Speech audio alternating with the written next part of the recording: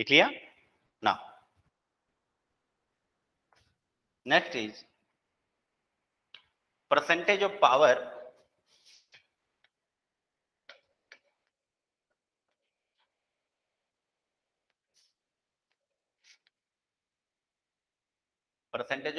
saved in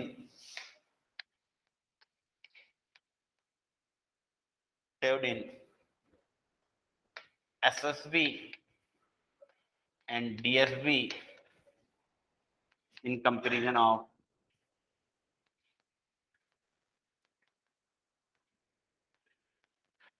AM, in comparison of AM, in comparison of AM.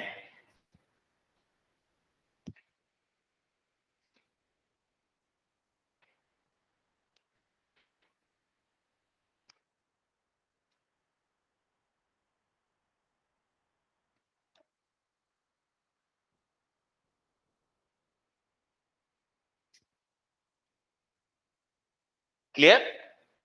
Now अब देखो power saving का तो हमें पता ही है. सपोज एज्यूम करते हैं कि म्यू इज इक्वल टू 0.707 तो नीटा कितना होगा और एम नीटा इज इक्वल टू 20%. फॉर्मूला बता था ना, mu square upon 2 plus mu square, वहां से आएगा. ये अपने पहले पढ़ चुके हैं एम में.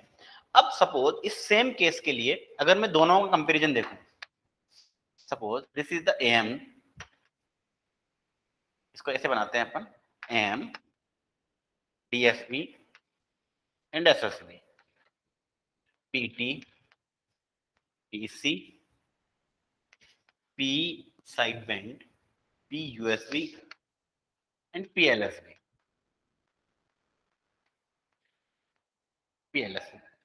एम के लिए, इस वाले केस के लिए, केस है ये mu is equal to this and for नीटा is equal to this. Mu is equal to अगर 0.0707 होगा तो पीटी क्या होगा मुझे बताओ. पीटी टोटल पावर ट्रांसफर, आप ये मान लीजिए कि 100 वोट है.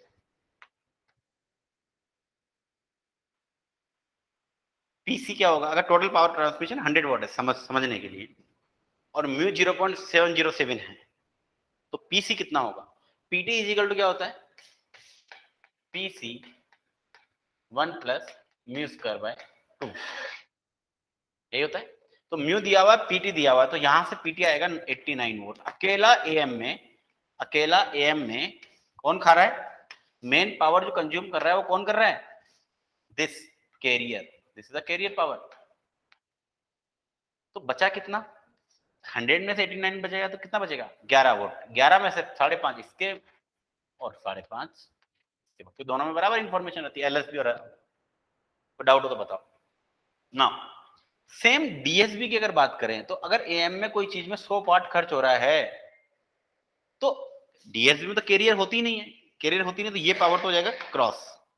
तो अगर ये पूरा ही पावर क्रॉस हो गया तो रियल में केवल कितना वोट लगा, खर्चा ही कितना लगेगा, 11 वोट का. कितना लगेगा, 11 वोट का.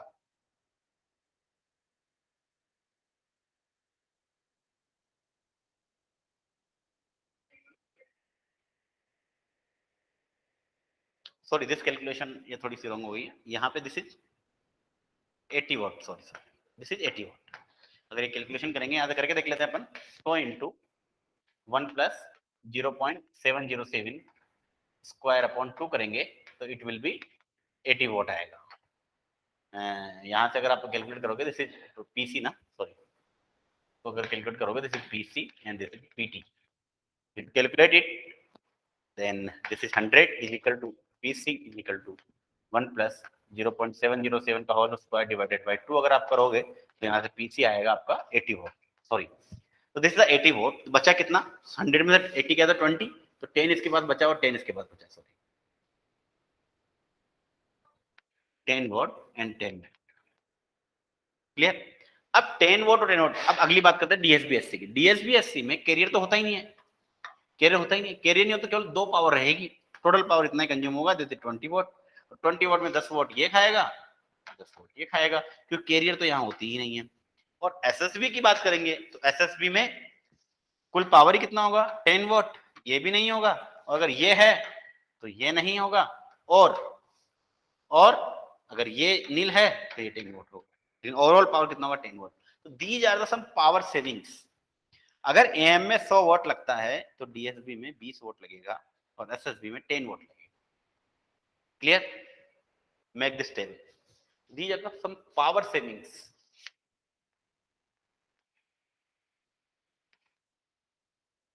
Make it.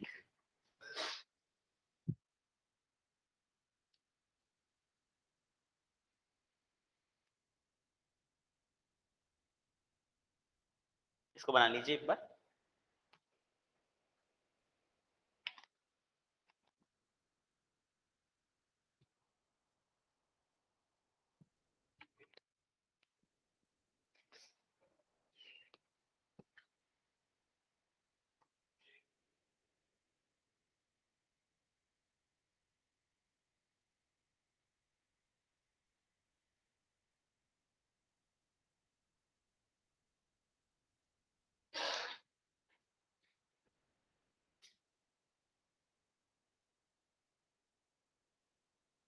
इसको बना लीजिए।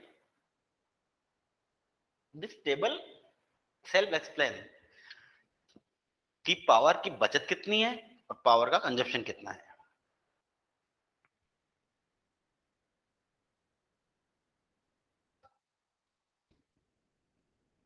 बना लिया? इसको बना लीजिए। Next is percentage power saved in DSB in comparison of AM। AM के कंपैरिजन में डीएसपी ने कितना पावर बचा लिया। बहुत ही सिंपल क्वेश्चन है। कैसे निकालेंगे? कितना पावर सेव कहते हैं वो लिखते हैं अपन। पावर सेव किसके मुकाबले? टोटल पावर ऑफ एएम के मुकाबले कितना पावर सेव किया। तो it will be power saved कितना किया। अल्टीमेटली डीएसपी में कैरियर ही तो नहीं होता, कैरियर का पावर सेव ही तो किया है और तो कुछ किया नहीं। Of AM PC upon PC total power is 1 plus mu square by 2। यही हुआ, यही तो सेव किया है। जैसे पीसी से पीसी कट गया, कितना आ जाएगा? It will be 2 upon mu square plus 2, 2 upon mu square plus 2, or you can say this is equal to neta minus 1. If you will do neta minus 1, it will be 2 upon mu square by 2. This is the total power saved in DSBSC. तो कभी भी आपको अगर power saved निकालना है तो 2 upon mu square plus 2 is the power saved in DSBSC in comparison to AM.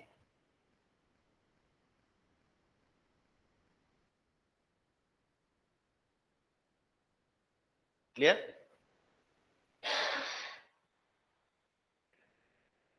क्योंकि नीटा का फॉर्मूला क्या होता है अपन ने पढ़ा था। नीटा इज इक्वल टू, आपको पता ही है,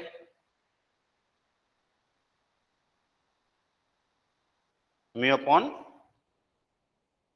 नीटा का फॉर्मूला पढ़ा था ना, mu upon 2 plus mu square. Efficiency ये तो पढ़ चुके हो ना पहले ही। दैट इज नीटा, इसलिए मैंने यहाँ पे लिखा है नीटा माइनस 1। नीटा माइनस 1 इसीलिए लिखा हुआ है।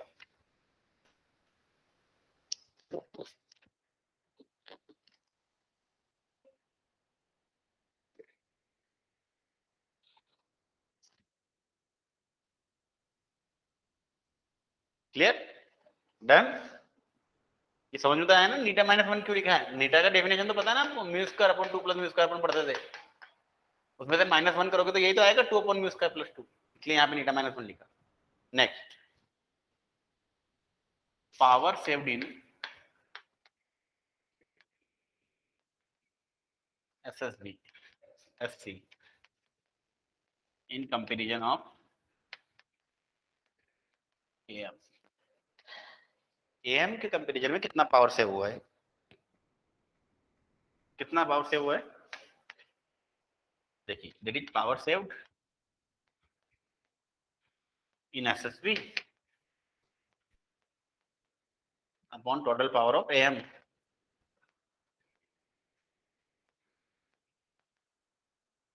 Power saved with respect to AM, ऐसे example simple power saved. Power save कितना हुआ, पावर सेव किया सर इसने, एक तो पीसी बचा लिया पूरा का पूरा, प्लस एक साइड बेंड बचा लिया। एक साइड बेंड का मतलब पीसी म्यू स्क्वायर बाय 4, एक साइड बेंड का मतलब PC mu square by 4 upon total power कितनी है, टोटल पावर तो वही है sir 1 plus mu square by 2। If you solve it, try to solve it, you will get 4 plus mu square upon 4 plus 2 mu square, 4 plus mu square upon 4 plus 2 mu square.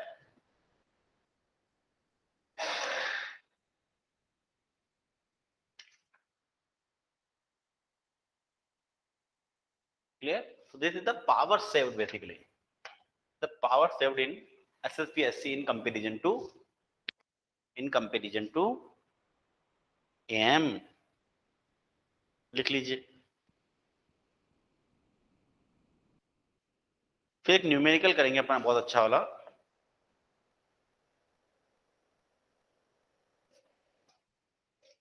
Question लिखिए,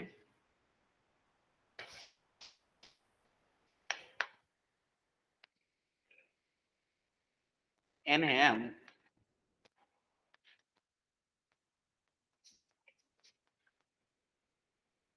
modulated, AM transmitted,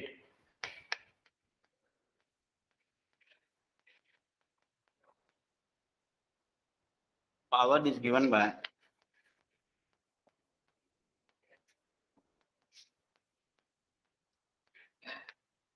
500 watts. Find the amount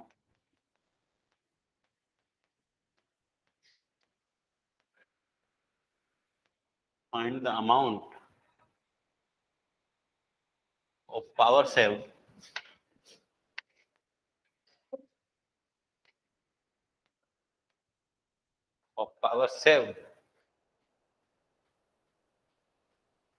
if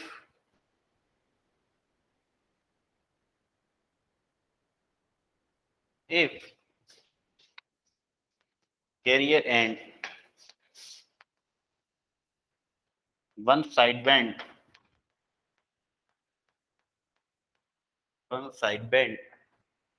is suppressed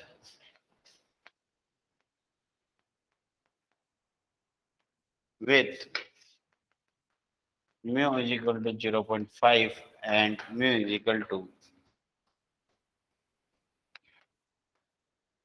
0.8.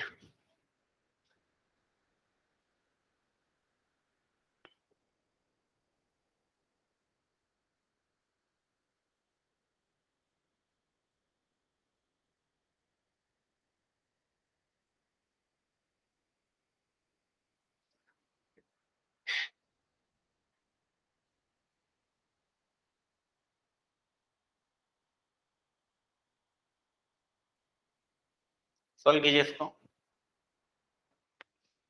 Ultimately the problem क्या बोल रहा है, problem is this कि power is given by 500 watt and power saved if the carrier and one sideband is eliminated.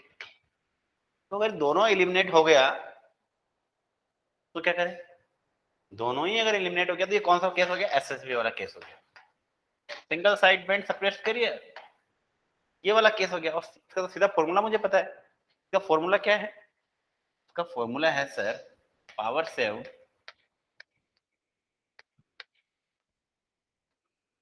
क्या formula है इसका, इसका formula अपन ने पढ़ा था 4 plus mu square upon 4 plus 2 mu square, ये होगा। And mu is equal to we no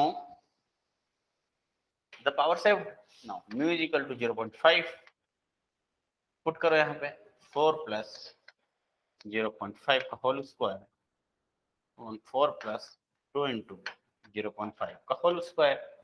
If you solve it, what will you get? What the value you will get? That is 0.945. 0.945.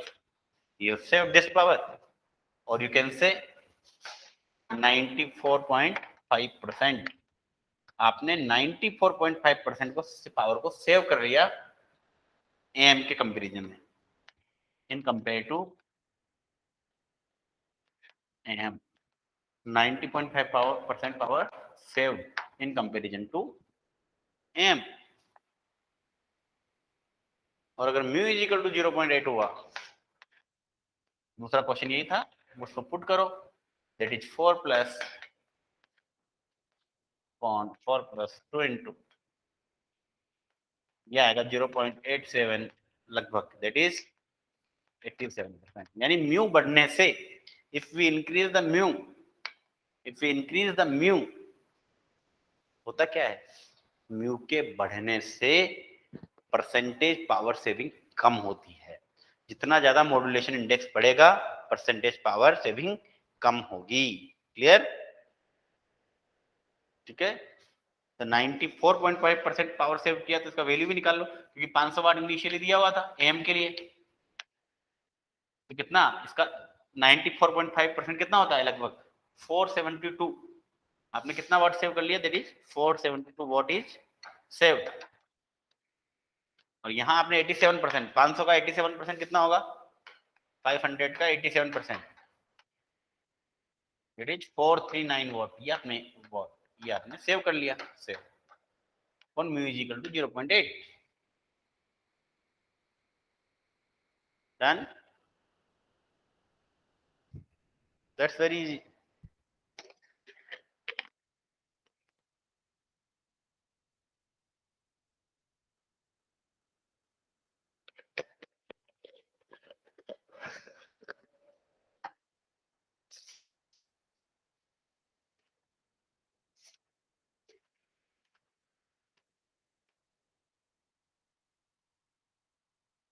Clear?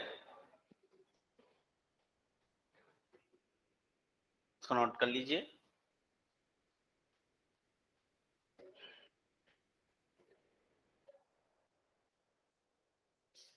Done. Next is generation of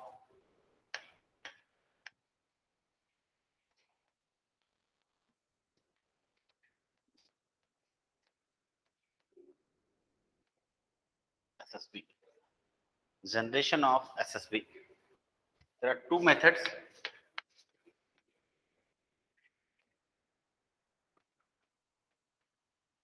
Frequency discrimination method, and second is phase discrimination method. There are two methods of generation of SSB. First we will teach about this, and then second is the phase discrimination method. So first let me start, that is frequency discrimination method. Frequency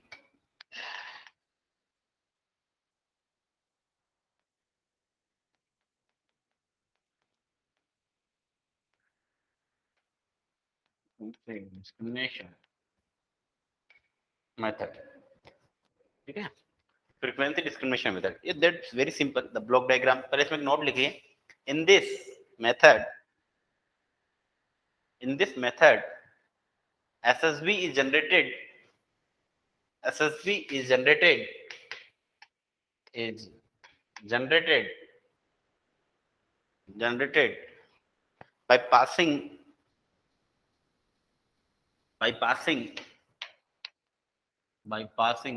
DSB signal through proper band pass filter, proper BPF, band pass filter, proper band pass filter, proper band pass filter. Clear? Now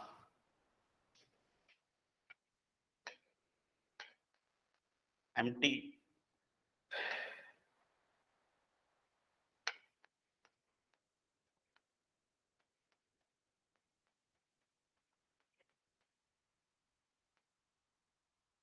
product moderator, और ये हो गया आपका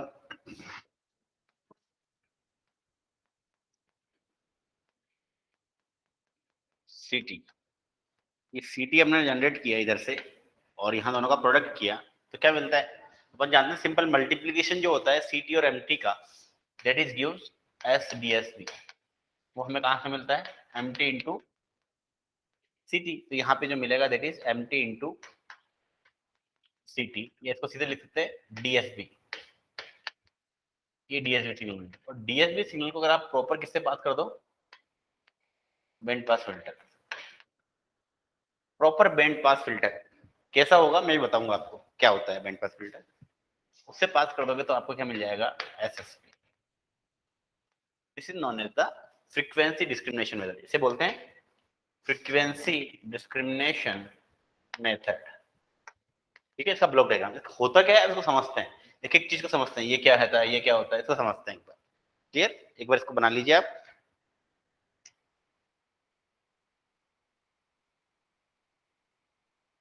बना लिया ना? सबसे पहले सीटी और एमटी मल्टीप्लाई होंगे, प्रोडक्ट मॉडुलेटर है। प्रोडक्ट मॉडुलेटर चाहे बैलेंस मॉडुलेटर भी हो सकता है या रिंग मॉडुलेटर भी हो सकता है, कोई भी हो सकता है। दिस इज बैलेंस और रिंग, दो मेथड होते हैं डीएसपी को जनरेट करने के, बैलेंस और रिंग। दोनों में से कोई भी हो सकता है। दोनों को मल्टीप्लाई करेंगे, डीएसपी सिग्नल आ गया। डीएसपी सिग्नल कैसा होता है? डीएसपी सिग्नल का spectrum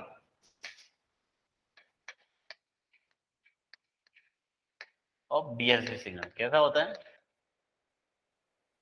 it's like this I think you are not able to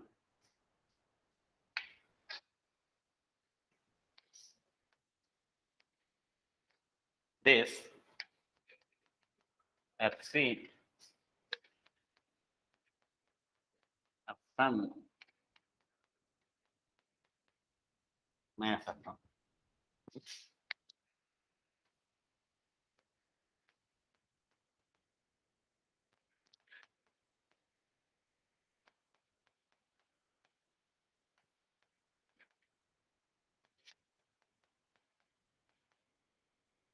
FM this is DSB. Clear? Now this is spectrum of DSB. अब मुझे क्या करना है? बैंड पास फिल्टर लेना है। क्या लेना है? Band pass filter. Band pass filter देखो हमारे पास क्या है, ये है यूएसबी, ये है एलएसबी लोअर साइड बैंड, और ये है अपर साइड बैंड। ये है यहाँ के लिए यूएसबी और ये है एलएसबी। तो जो इंफॉर्मेशन इन दोनों एलएसबी में मिला के है, या तो वो ले लो या फिर ये दोनों यूएसबी ले लो। ठीक है, या फिर ये दोनों ले लो एलएसबी, या दोनों यूएसबी ले लो, बात एक ही है, क्योंकि इन दोनों में मिला के जो इन्फॉर्मेशन है वही यहाँ पे है। जो एलएसबी में इन्फॉर्मेशन है वही यूएसबी में, तो आप एलएसबी ले लो चाहे यूएसबी ले लो। तो एक लेना है तो क्या करें, एक को हटाना पड़ेगा। तो सपोज मैं एक ऐसा फिल्टर डिजाइन कर लेता हूँ, band pass filter. Suppose this band pass filter, इसको डिजाइन करें अपन। सपोज ये यहाँ से this is the FC and this is FC plus FM. Same here this is, इधर इसकी रिप्लिका हो जाएगी।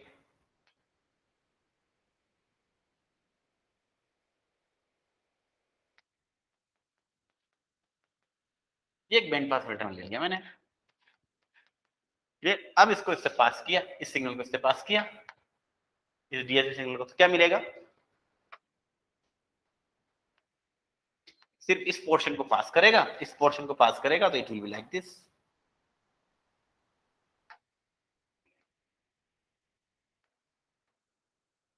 See, and it will pass this portion only, this portion.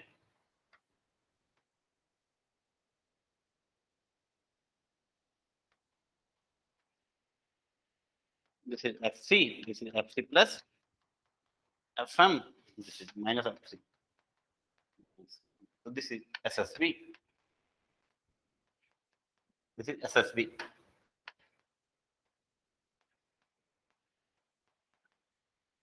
Clear? अब देखो इनमें से कोई भी एक, या तो ये था, या तो ये लिया जा सकता था, ये लिया, वो भी लिया जा सकता था। तो अब ये this signal is known as the SSB signal. चाहे आप ये दोनों भी ले सकते थे, ऐसी कोई दिक्कत नहीं थी। फिल्टर अगर ऐसा डिजाइन करते तो ऐसा भी हो सकता था। फिल्टर ये डिजाइन की जगह यहां से लेके यहां वाला डिजाइन करते तो ये भी आ सकता था ना। अब यहाँ पे जो सबसे इंपॉर्टेंट बात है वो है बैंडविड्थ। यहाँ की बैंडविड्थ कितनी है बताओ? High frequency minus low frequency, FC plus FM minus FC कितना हो जाएगा? That is FM. बैंडविड्थ जो है वो कितनी है? एफएम आई है। Bandwidth is equal to FM. ठीक है, यहाँ पे जो बैंडविड्थ है वो कितनी है? वो एफएम। तो यहाँ पे अल्टीमेटली एसएसबी में हम बैंडविड्थ का सेव करते हैं, and this method is known as the frequency discrimination method. Write it, लिख लीजिए इसको एक बार।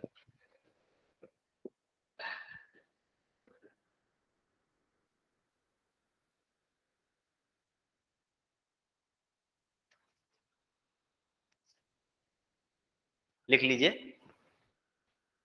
This is frequency discrimination method. Frequency discrimination method.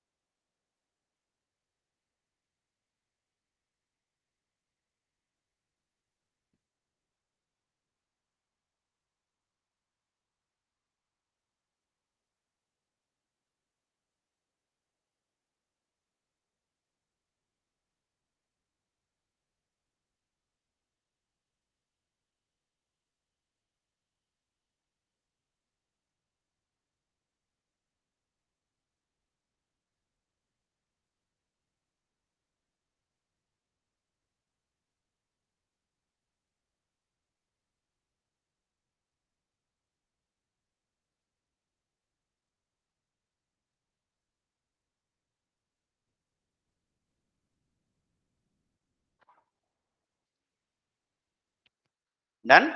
Next, next is phase discrimination method. लिख लिया आपने इसको? फेज डिस्क्रिमिनेशन मेथड किस लिए यूज कर रहे हैं हम? एसएसबी के जनरेशन के लिए। एसएसबी के जनरेशन के लिए। नाउ तो बना लेते हैं। This is amplitude modulator 1 two amplitude modulator 2। Clear?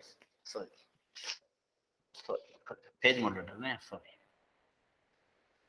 Sorry. This is PM phase modulator तरीके से पीएम। ठीक है, क्लियर? अब देखो,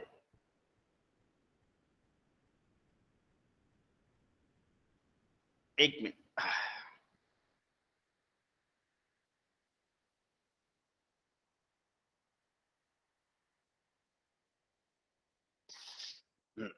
okay, sorry. Phase discrimination method, ठीक है। फेज डिस्क्रिमिनेशन मेथड में क्या होता है? देखो, सबसे पहले ये एक प्रोडक्ट मॉड्यूलेटर लिया। This is the product modulator.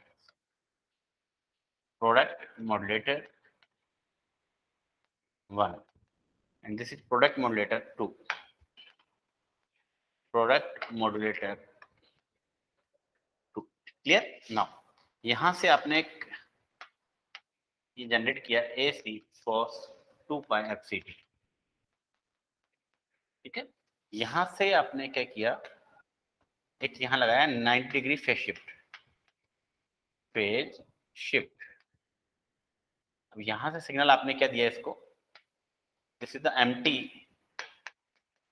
Directly in this, और यहां से 90 डिग्री फेज शिफ्ट होकर यहां आएगा। तो जब भी मैंने आपको बताया था हिल्बर्ट ट्रांसफॉर्म, एम्प्टी का 90 डिग्री फेज शिफ्ट क्या होता है? एम के टी, वो यहां मिलेगा ना।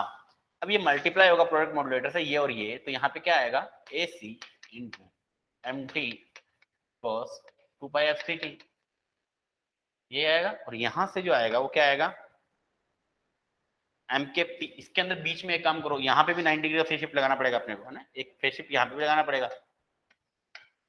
यहाँ पे भी 90 डिग्री का फेज शिफ्ट लगा दिया, फेज 90 डिग्री का फेज शिफ्ट यहाँ लगा दिया, तो यहाँ से ये आएगा A C sign 2π/f/c cos 2π/f/c का फेज शिफ्ट होकर क्या आता है, तो ये हो जाएगा एम के टी, यहाँ पे आएगा ये ए सी इंटू दिस एम के टी इंटू इसका 90 डिग्री फेज शिफ्ट यानी sign,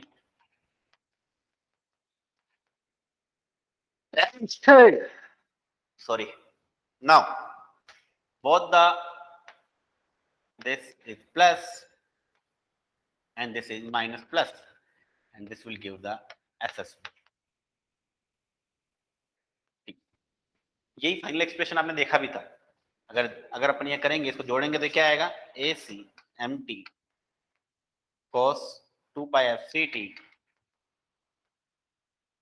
plus minus minus plus या plus minus A C M T sine 2π/f/c and this is the expression of SSB। With the help of this method, we can generate the SSB. Clear?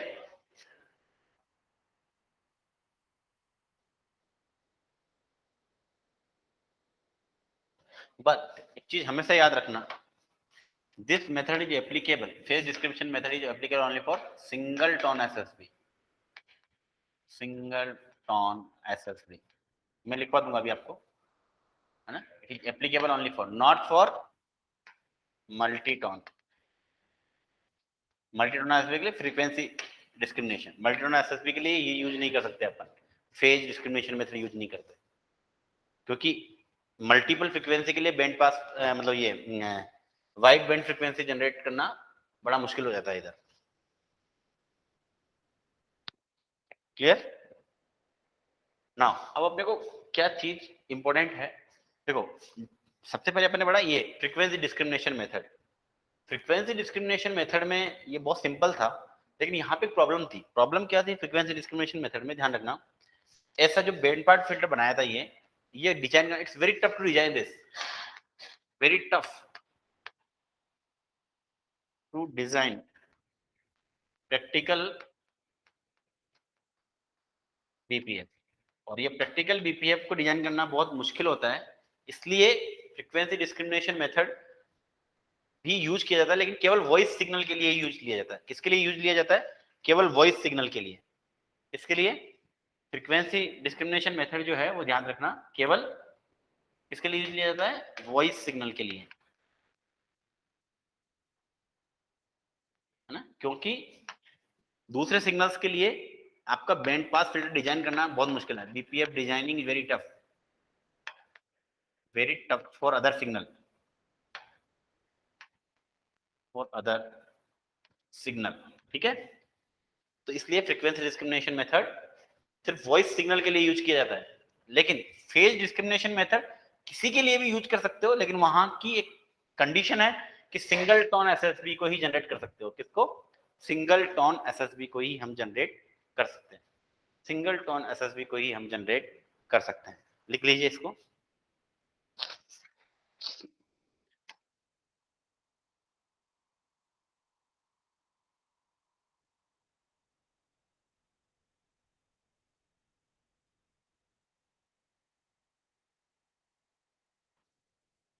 यहां से okay, लिखो बंद कर दो।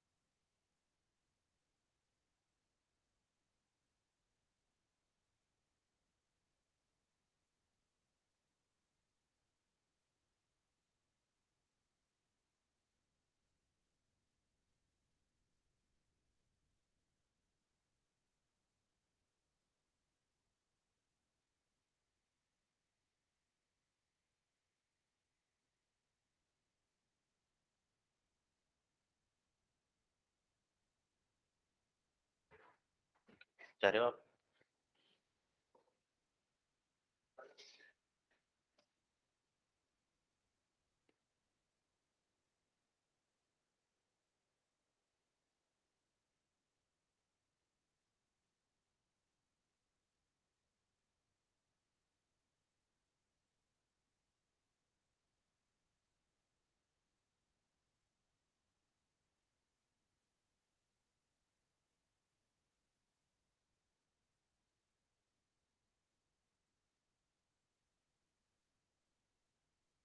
Done. तो तीनों points very important. Phase discrimination method use only for single tone SSB, frequency discrimination method use only for voice signal, and for phase shifter we use differentiator or integrator. Clear? Next is SSB demodulation. Next is SSB demodulation. SSB demodulation. Next is SSB demodulation. Next is SSB demodulation. तो SSB demodulation में क्या होगा? Synchronous detector, ये use करते हैं अपन डिमोडुलेशन के लिए। तो रट गया होगा अब, तो ये तो याद हो गया होगा सिंक्रोनस डिटेक्टर का सर्किट क्या होता है। वेरी सिंपल, दैट इज आप यहां से एसएसबी सिग्नल देंगे, वो किस में जाएगा? वो मल्टीप्लायर में जाता है। जहां मल्टीप्लाई होता है सिग्नल किससे? ए सी कॉस नहीं सी ऑफ टी से, ये मान लो। पर यहाँ पे जो सी ऑफ टी है ए सी cos two pi f c T, ये same frequency and phase generate करना इज वेरी टफ, है ना। तो ये आपको हर जगह प्रॉब्लम आएगी, लेकिन ये एसएसबी में नहीं आएगी। यहाँ पे क्वाड्रेचर नल इफेक्ट नहीं होता है, ध्यान रखना। सबसे इंपॉर्टेंट बात यहाँ पे यही है, यहाँ पे quadrature null effect not present SSB में। इन एसएसबी दोनों जगह होता था, लेकिन एसएसबी में नहीं होता है। Now this is finally pass through the LPF and this is the output. Clear? This is a block diagram for synchronous detection. Synchronous detection. Block diagram for synchronous detection. Synchronous detection.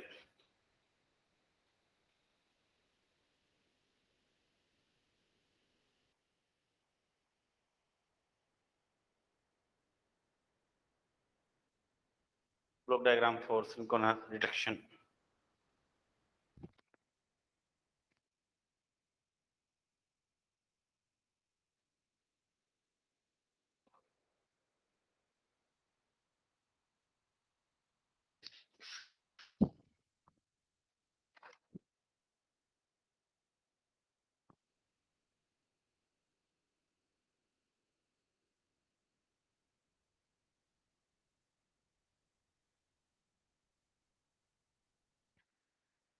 देखिए इस वाले case में क्या होगा? सबसे पहले input क्या है? एसएसबी सिग्नल, उसको मल्टीप्लाई किससे करना है? AC cos two pi f c t. तो इसको ऐसे कर सकते हैं कि S of SSB is multiply by AC cos two pi f c t. This is multiplier output, इसे बोलेंगे अपन मल्टीप्लायर आउटपुट। ये होगा एसएसबी, ये क्या है? AC into m by two, AC into m by 2 cos 2 pi fct minus plus AC m by 2 AC m by 2, sorry this is AC m नहीं था, this is m dot t, AC by 2 m cap t sin 2 pi fct, यही था। SSB into this is multiplied by AC cos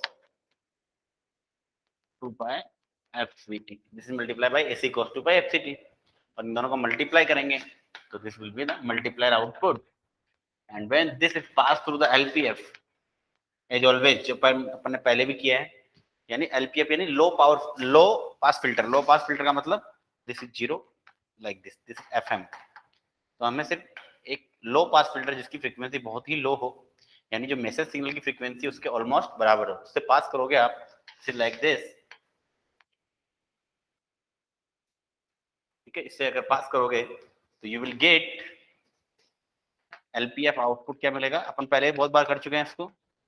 LPF output will be S²/4 into MT. This will be the output of LPF and we can detect it. This is AC equals to 2πf यानी no phase difference, यानी career में जो generate हुआ है और यहाँ पे जो कैरियर यूज की गई थी ऑलरेडी मॉड्यूलेशन में, उसमें कोई फेज डिफरेंस नहीं है, ठीक है। और यहाँ पे एक फायदा है, ये तब है जब no phase difference with no phase difference in carrier, no phase difference in carrier. लेकिन अगर फेज डिफरेंस हो जाता, लाइक सपोज इफ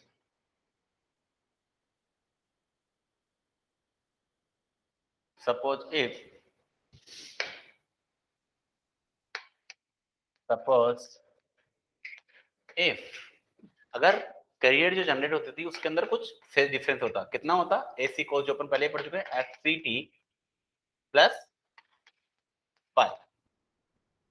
तो अगर फाई का फेज डिफरेंस होता कैरियर में तो क्या होता, अगर फाई का फेज डिफरेंस अगर कैरियर में होता तो हमें जो LPF से आउटपुट मिलता वो इस बार 0 नहीं मिलता, आउटपुट मिलता वो इस बार कुछ जैसे पहले मिलता था cos फाई से मल्टीप्लाई, वो नहीं मिलता, हमें मिलता है S²/4 MKT। It means at phi is equal to 90, no quadrature null effect नहीं होगा।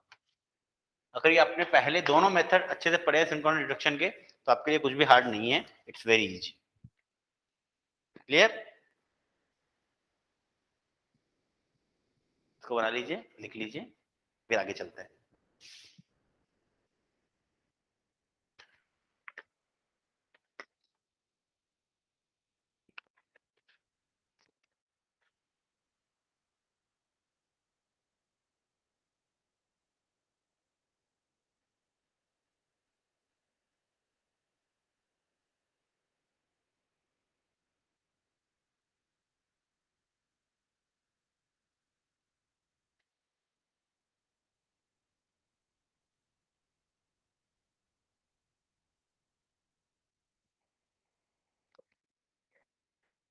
Clear? Now, next advantage of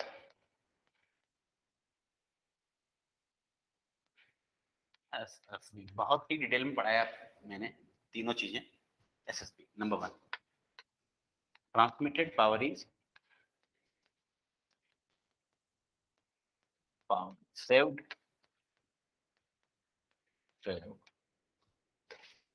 Transmission bandwidth is saved. This is very important.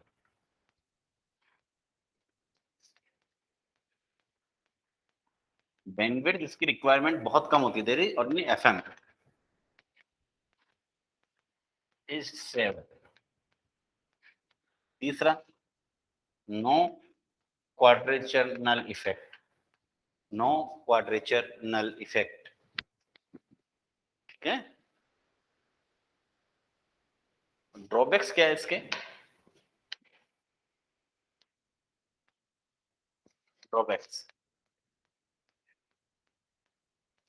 Number 1, synchronous detection ही एकमात्र मॉड्यूलेशन का मेथड है जो कि बहुत complex होता है, तो demodulation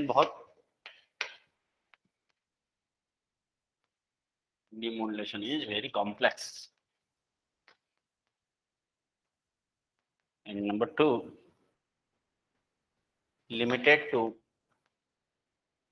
limited for voice signal transmission. ये आपको बताया था मैंने इसका रीजन, क्योंकि बैंड पास फिल्टर को डिजाइन करना बहुत मुश्किल है। Voice signal transmission, limited to voice signal transmission, voice signal transmission.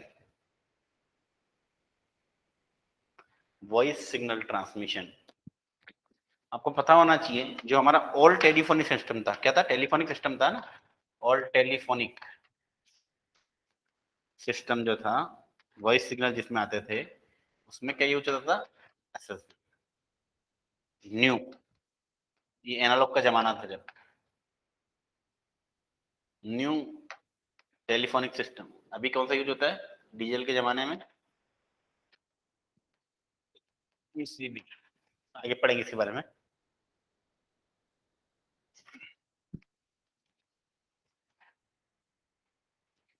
This is all about your basic SSB.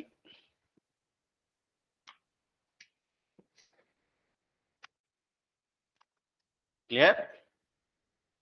I think it is all about your SSB, DSB, and other parameters.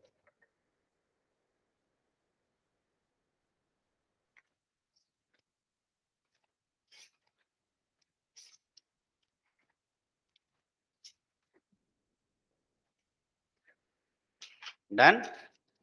Next.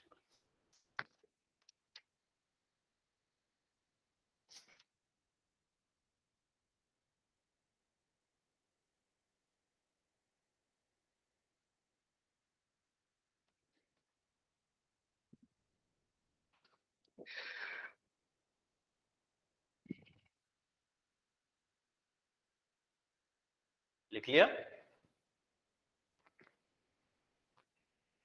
Done? Next लिखिए. Next topic is AM receivers.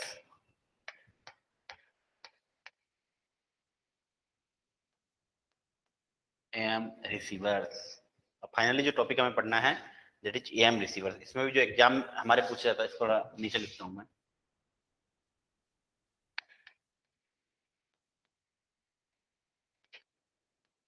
AM receivers, और इसमें भी जो पूछा जाता है हमारे लिए, वो पूछा जाता है super heterodyne receiver. Super heterodyne receiver. Now function. सबसे पहले रिसीवर का फंक्शन क्या होता है? What is the use of receiver? Function of receiver. Receiver, function of receiver. लिखिए पॉइंट नंबर 1. कुछ पॉइंट्स नोट डाउन करने. Point number 1, to collect the electromagnetic waves, to collect the electromagnetic waves transmitted by the transmitter, to collect the electromagnetic waves transmitted by the transmitter, transmitted by the transmitter, transmitted by the transmitter,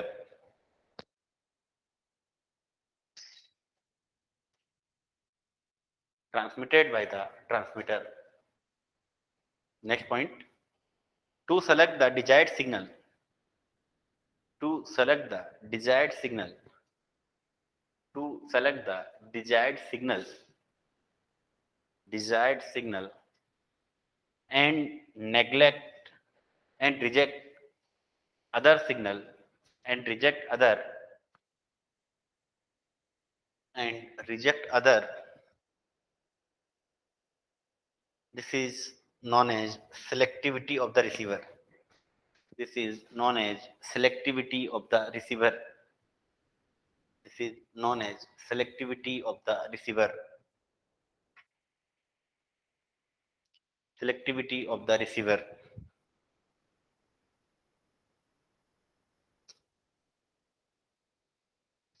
Clear? Next point. To amplify the selected, to amplify the selected, to amplify the selected modulated signal,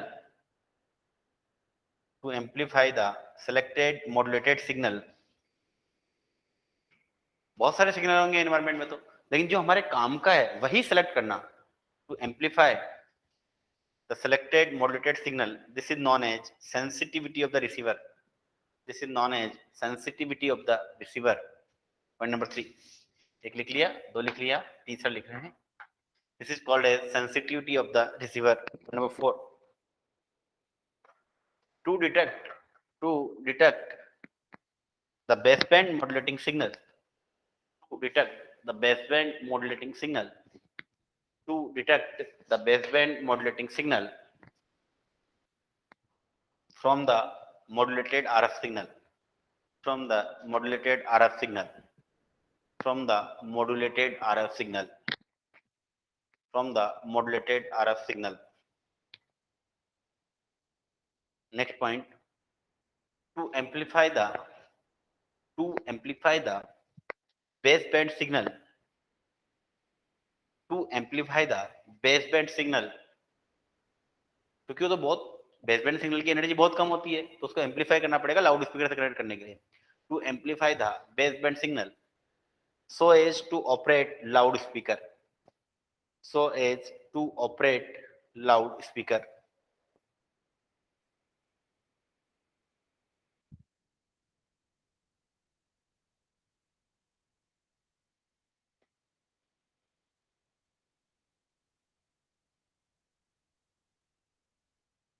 clear? Now अब हम जो पढ़ने वाले हैं that is the super heterodyne receiver. Next is super heterodyne receiver. Clear? Super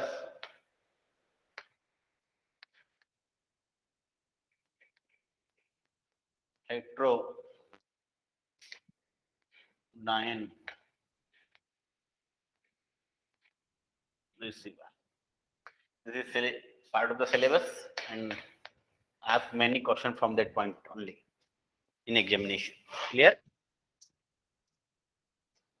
So write this block diagram.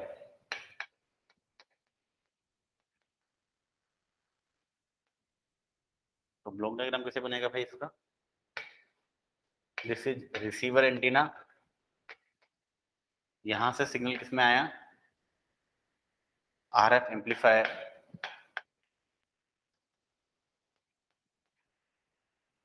Then mixer. Signal किसमें जाएगा? Mixer. Then signal किसमें जाएगा? IF amplifier, intermediate frequency amplifier. Then ये जो जाएगा detector. Then power amplifier, power amplifier, and then audio frequency amplifier लिख लो. Audio frequency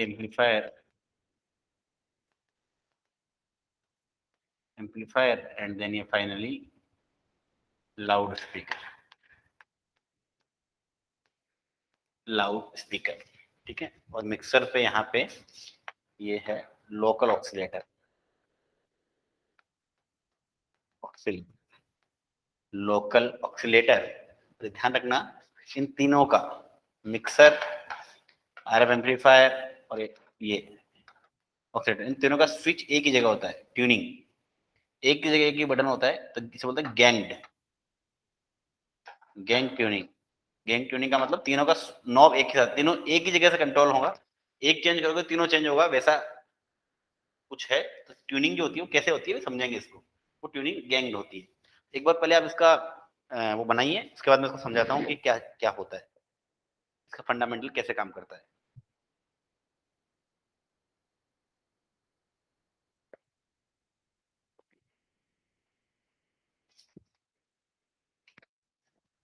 कैसे काम करता है एक बार इसको बना लीजिए आप, फिर आगे की बात करते हैं अपन.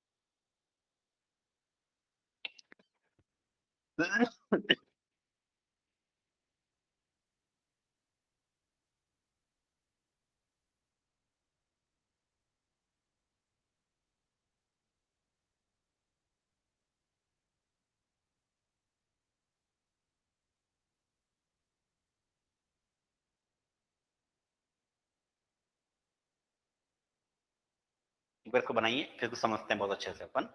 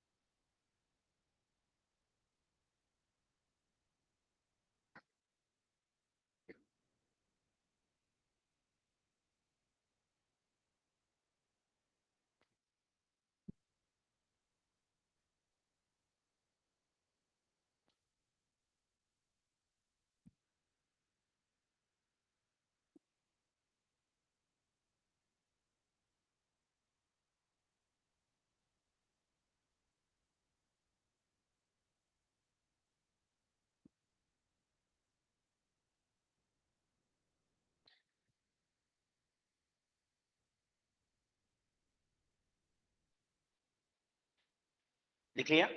लिख लीजिए इसको आप, फिर को समझते हैं अपन।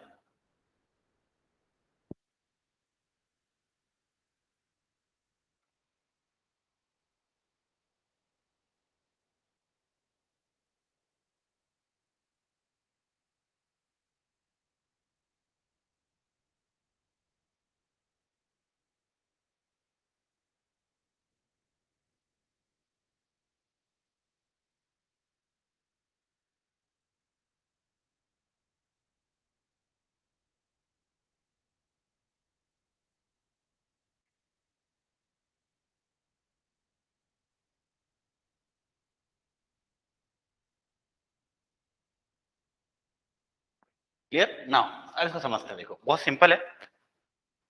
फर्स्ट तो काम समझते हैं, इसमें इंपॉर्टेंट सबसे पहले कोई सिग्नल आया, एंटीना है जो मॉड्यूलेटेड सिग्नल है हमारा, है ना। इधर से इलेक्ट्रोमैग्नेटिक वेव्स है जो मॉड्यूलेटेड सिग्नल है, एम एम रिसीवर पढ़ रहे हैं अपन, तो एम का कोई सिग्नल आया जो मॉड्यूलेटेड है, और वो यहाँ आया। ब्रॉडकास्टिंग में हम एम ही यूज करते हैं। रेडियो फ्रीक्वेंसी एम्पलीफायर, कुछ जो हमारे रेडियो फ्रीक्वेंसी, वैसे तो बहुत सारे सिग्नल, लेकिन जो हमारी सेंसिटिविटी है, जो हमें मेन काम का सिग्नल है, उसको इसने कैच किया। उसने इसको कैच करने के बाद होता क्या है कि यहाँ जो भी फ्रीक्वेंसी आई, सपोज इसकी फ्रीक्वेंसी अपन मान लें F S, source F S, और इसकी फ्रीक्वेंसी मान लें एफ एल। तो मिक्सर जो होता है, मिक्सर हमेशा क्या होता है, मिक्सर का जो काम होता है वो बेसिकली ये होता है। मिक्सर जो होता है बेसिकली वो एक multiplier with band pass filter होता है। ये this is the mixer complete, this is called the mixer, multiplier and band pass filter. तो मिक्सर दोनों काम कर सकता है, अप कन्वर्जन भी कर सकता है, डाउन कन्वर्जन भी कर सकता है। तो अपन मिक्सर को हमेशा इस तरीके से सेट करेंगे कि ये हमेशा आउटपुट क्या दे, F L minus F S. Output क्या दे ये हमेशा, F L minus F S, F L minus F S. ये हमेशा आउटपुट क्या देगा, F L minus F S. Clear? क्योंकि अप कन्वर्जन भी कर सकता है, डाउन कन्वर्जन भी कर सकता है। तो suppose this is F L minus F L इसने दिया। Clear now? अब ये F L minus F S अगर अपने को यहाँ पे आउटपुट, मिक्सर को इस तरह डिजाइन किया जाता है कि दिस फ्रीक्वेंसी जो हमारा सिग्नल आया उसकी फ्रीक्वेंसी एफ एस है और इधर से एफ एल है।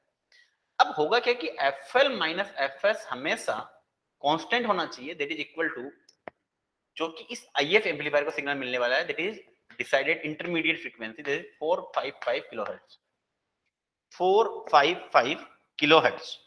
क्लियर? तो 455 किलोहर्ट्ज इसको इंटरमीडिएट फ्रीक्वेंसी, इसको हमेशा यही मिलनी चाहिए। तो यहाँ पे जो आपको इसका मतलब ये पक्का लग गया कि FL माइनस यानी जो लोकल ऑक्सीलेटर है और RF से जो किया सिग्नल FS है उसकी, तो FL माइनस FS हमेशा किसके बराबर होना चाहिए?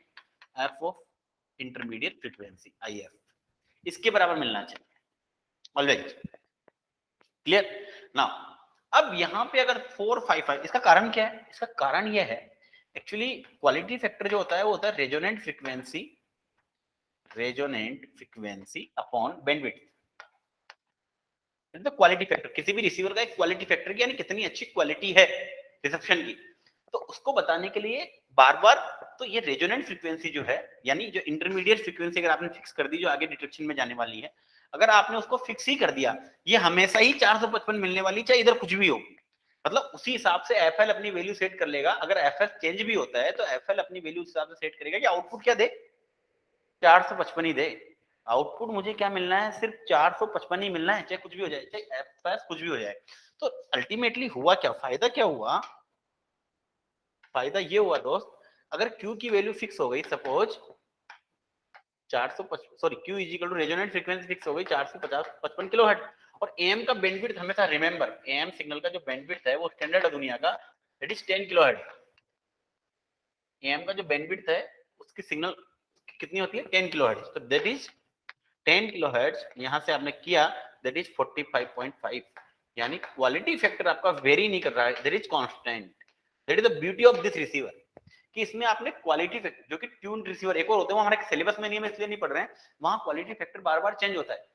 तो यहाँ पे क्वालिटी फैक्टर को कांस्टेंट बना दिया हमने, क्योंकि हमारे यहाँ को जो आगे जो डिटेक्शन में जो डीमॉड्यूलेशन में जो फ्रीक्वेंसी मिल रही है वो फिक्स मिल रही है, दैट इज 455 किलोहर्ट्ज, इसलिए quality of the reception affect नहीं होगी, क्वालिटी फैक्टर अफेक्ट नहीं होगा। क्लियर हो गया? तो अब ये फिक्स कैसे आता है, ये कहानी कैसे चलती है? ये कहानी ऐसे चलती है बॉस कि आगे चलते हैं अपन एक बार, पर यहां तक लिखिए, पॉइंट को लिखिए पहले।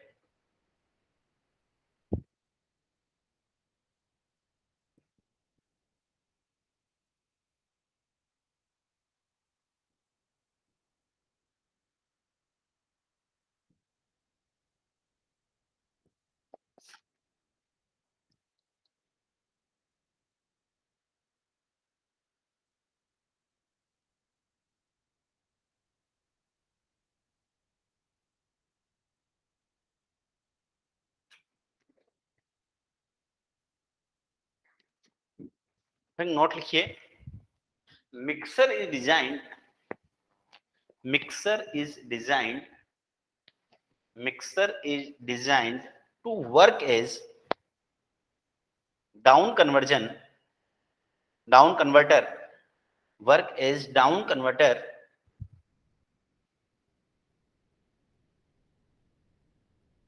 and it is preferred to take and it is preferred to take and it is preferred it is preferred to take FL is greater than FS, FL is greater than FS, so mixer output will be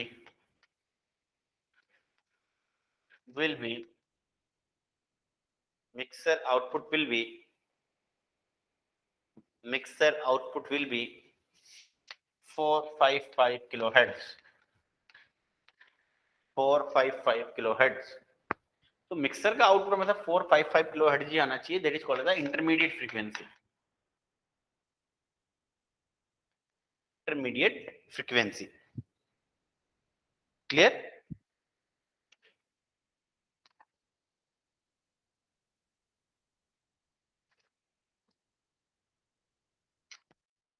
clear? Now अब देखो इसमें क्या है, suppose ये RF amplifier था, है ना, ये एंटीना था, ये आरएफ एम्पलीफायर था,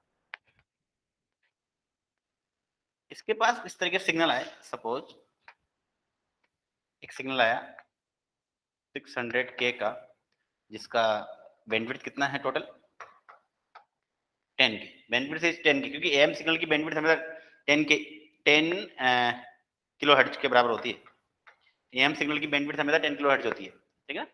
600 किलोहर्ट्ज पे एक सिग्नल है। सपोज इस यहाँ पे जो एंटीना को सिग्नल हुए उसमें बहुत सारे सिग्नल है। एक सिग्नल ऐसा भी है, एक सिग्नल अगर अपन बनाए तो that is we can use like this. This is one signal is this and other signal, suppose this is 1000 k, this is also 10 kilohertz. अब सपोज दिस इज fs है ना, बेसिकली सपोज ये RF amplifier है, ये आगे mixer है और यहां से आपको जनरेट होनी है 455 kilohertz always remember, and this is the local oscillator. होता क्या, सपोज ये यहां से गई 600, पहला सिग्नल दिया अपन ने 600 के, और यहां से दिस इज fs बेसिकली, ये fs1 दिस इज fs2। तो fs1 600 के, तो यहां से ये जनरेट करने के लिए कितनी 455 देनी है ना आउटपुट, तो यहां से कितनी जनरेट करेगा, तो 455 आएगी। यानी ये 1055 अगर जनरेट कर दे, 1055 किलोहर्ट्ज जनरेट कर दे, तो इसमें से माइनस कर दो तो कितना जाएगा, दैट इज 455। तो यानी कि जब हम 1055 किलोहर्ट्ज रखेंगे यहाँ के ट्यून फ्रीक्वेंसी, तो ये 600 वाले सिग्नल को ये आराम से पास करके ये दे देगा। लेकिन सेम टाइम पे अगर ये सिग्नल जाएगा सेम टाइम जिस समय 1000 किलोहर्ट्ज है, और उस समय अगर ये सिग्नल चला गया 1000 के वाला, तो यहाँ पे कितना आउटपुट आएगा, 1055 माइनस 1000 यानी 55 किलोहर्ट्ज, यानी ये रिजेक्ट कर देगा, आगे जाने ही नहीं देगा, क्योंकि ये मिक्सर जो है ये फिक्स 455 किलोहर्ट्ज की फ्रीक्वेंसी ही हमें आउटपुट में देता है। इसको इस तरीके से डिजाइन किया जाता है। तो जिस समय 1055 आएगा उस समय ये इसको जाने ही नहीं देगा, केवल 455 ही, जब डिफरेंस जब हमारा 455 हो तभी ये आगे जाने देगा। लेकिन सपोज अगर एक फ्रीक्वेंसी, स्पेशल फ्रीक्वेंसी अपन लेते हैं,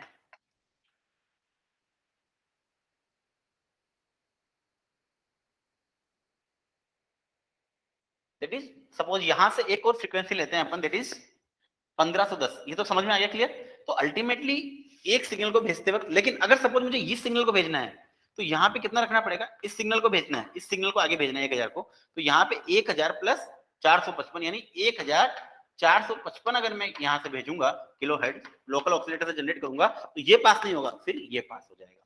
तो मुझे किस सिग्नल को आगे भेजना है डिपेंड करेगा कि मैं लोकल ऑक्सीलेटर से क्या गेन ट्यूनिंग करता हूं। लेकिन एक फ्रीक्वेंसी ऐसी होगी, सपोज ये वाला जो सिग्नल था, ये वाला जो सिग्नल था, अगर ये यहां से 1055 आपने ऑलरेडी फिक्स कर रखी है 600 वाले के लिए, किसके लिए, इस वाले 600 वाले सिग्नल के लिए, इस 600 वाले सिग्नल के लिए किलोहर्ट्ज के लिए आपने ये ट्यूनिंग कर रखी थी 1055, तो यहां से मिला 455। लेकिन अचानक देखा कि आगे वापस एक सिग्नल आया जिसकी था 1510, और जैसे ही 1510 किलोहर्ट्ज की रेंज आई तो 1510 यहाँ पे मिला, 1510 माइनस 1055 अगर अपन कर देंगे तो क्या हो जाएगा, 1510 में से 1055 गया, कितना बच जाएगा, दिस विल बी 455, 455 वाली, यानी कि यहाँ पे 1510 के किलोहर्ट्ज के लिए भी आपको वापस 455 मिल रहा है, that is called the image frequency concept. यानी ये प्रॉब्लम हो गई क्योंकि 600 के लिए भी आउटपुट दे रहा था और 1510 के लिए भी आउटपुट दे रहा है, और 1510 के लिए भी आउटपुट दे रहा है, 600 के लिए भी आउटपुट दे रहा है। इसका मतलब इमेज फ्रीक्वेंसी, यानी दोनों सिग्नल ट्यून मिलेंगे आउटपुट में, तो दोनों जगह गाने आप एक साथ सुन सकते हो, जो कि प्रॉब्लम है। और इस प्रॉब्लम का समाधान क्या है उसके बारे में आगे बात करेंगे अपन। This is the concept of image frequency. आज सिर्फ इतना जानो, मैं सिर्फ इतना बताना चाह रहा था कि ये 455 लाने के लिए ये always it should be 455। If amplifier जो है उसको हमेशा 455 किलोहर्ट्ज चाहिए। उसके लिए हमें FL माइनस FS की वैल्यू, FL की ट्यूनिंग हमें इस तरीके से करनी पड़ेगी कि FL माइनस FS हमेशा कितना रहे, 455 रहे। क्लियर हो गया। और एक चीज आप नोट कर लो, दैट इज वेरी इंपॉर्टेंट। ये सब समझ में आया आपको, बिल्कुल कहानी, इसके बारे में डिटेल में अगली क्लास में डिस्कस करेंगे क्योंकि थोड़ा टाइम कम है, मेरा गला खराब हो रखा है, तबियत थोड़ी मेरी खराब है, कोई बात नहीं है। नेक्स्ट एएम बैंड कैरियर, एक ग्लास डिटेल जरूर लिख लो क्योंकि एएम के बारे में आपको पता होना चाहिए कि एएम बैंड कैरियर कहां से कहां तक होता है। 540 से लेके 1650 किलो एएम का बैंड है। क्लियर। एफएम क्या होती है एम के लिए, 5 किलोहर्ट्ज, और बैंडविड्थ क्या होती है 2 एफएम, दैट इज 10 किलोहर्ट्ज। ये कुछ पॉइंट्स हैं जो हमें याद रखने हैं। और इंटरमीडिएट फ्रीक्वेंसी जो होती है आईएफ, इंटरमीडिएट फ्रीक्वेंसी वो कितनी होती है 455 किलोहर्ट्ज। तो ये रिसीवर को डिजाइन करने के कुछ पैरामीटर्स है जो आपको याद रखने हैं। These parameter for the you to remember it. Clear? बाकी इमेज फ्रीक्वेंसी का कॉन्सेप्ट क्या है, उसका क्या डेप्थ है, उसके बारे में अपन नेक्स्ट में बात करेंगे। ठीक है, thank you so much. Thank you. आज थोड़ी तबीयत खराब है इसलिए इसको यहीं क्लोज करते हैं ना? तो इसको लिख लीजिए, these are some important parameter of AM. Done, note down it. If you have any doubt, you can ask me. Otherwise, we will close the class. ठीक है, नोट डाउन कर लीजिए।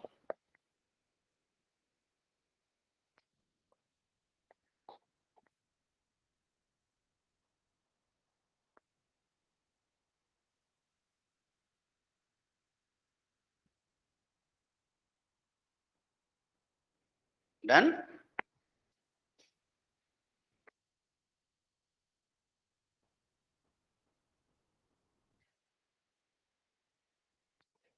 लिख लीजिए इसको। These are the important information regarding AM. AM की bandwidth कितनी होती है 10 किलोहर्ट्ज। एम का जो सिग्नल होता है उसका maximum frequency this is like this. AM का जो ये होता है that is FM is 5 kilohertz AM signal. ठीक है, बैंडविड्थ जो एम की होती है वो 2 एफएम होती है, ये तो अपने को पता है। लेकिन एम सिग्नल का जो एफएम है वो 5 किलोहर्ट्ज होता है। जो मैसेज सिग्नल होता है वो मैसेज सिग्नल होता है उसका जैसा एमएफ जो मैसेज सिग्नल हम यूज करते हैं that is 5 kilohertz. Clear? -5 kilohertz ये मैसेज सिग्नल। मैसेज सिग्नल जो होता है वो 5 किलोहर्ट्ज का होता है। और जो बैंडविड्थ होती है एएम की, this bandwidth is for am. जो एम्पलीट्यूड मॉड्यूलेटेड सिग्नल आएगा वो 2 एफएम होता है, जो अपन बहुत बार पढ़ चुके हैं, है ना? तो it's clear now. Image frequency का क्या कॉन्सेप्ट होता है सुपर हेटेरोडाइन रिसीवर में? we'll talk about this and we will solve some numerical also, and one derivation regarding the capacitance will be also be there. Clear? If any doubt you can ask me. Thank you so much. Thank you all. Let me conclude or close the today's class. Thank you. आप revise कर रहे हो, recording देख लो। अगर आपको कोई doubt आए तो you can ask me any time.